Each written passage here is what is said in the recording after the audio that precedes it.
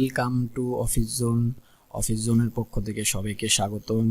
আজকের ভিডিওটি হলো, যেমন আপনার কোনো ইম্পর্টেন্ট ডকুমেন্ট থাকতে পারে, সেটি অন্য কেউ এসে আপনার কম্পিউটার ওপেন করে সেই ইম্পর্টেন্ট ডকুমেন্টটি দেখে নিতে পারে এবং আপনার তখন অনেক ক্ষতিও হতে পারে। তাই আপনি কিভাবে সেই ডকুমেন্টটি পাসওয়ার্ড দিয়ে প্রোটেক্ট করবেন, যাতে আপনি ছাড়া সেই ডকুমেন্টটি কেউ দেখতে না পারে এবং খুলতে না পারে।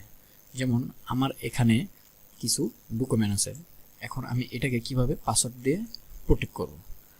প্রোটেক্ট করার আগে এই ডকুমেন্টটি আপনার যে অন্য কোনো ডকুমেন্ট থাকতে পারে, যেটি থাকুক না কেন, আপনি রিবন বারে ফাইলে যাবেন, ফাইলে গিয়ে ইনফোতে ক্লিক করেন। ইনফোতে ক্লিক করে এখানে প্রোটেক্ট ডকুমেন্টে যে second option encrypt with password দেন।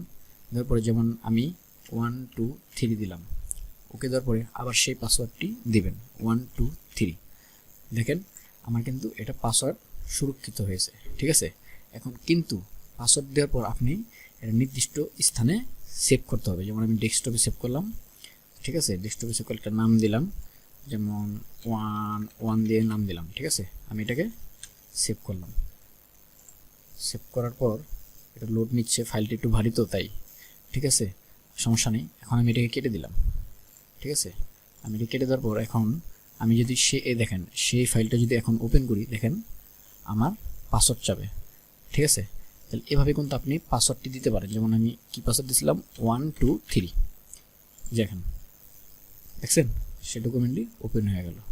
তাহলে আপনি যে কোনো ডকুমেন্টই এভাবে পাসওয়ার্ড দিয়ে প্রোটেক্ট করতে পারেন, ঠিক আছে। তাহলে ভিডিও এই পর্যন্তই। সবাই ভালো থাকবেন, আল্লাহ হাফেজ।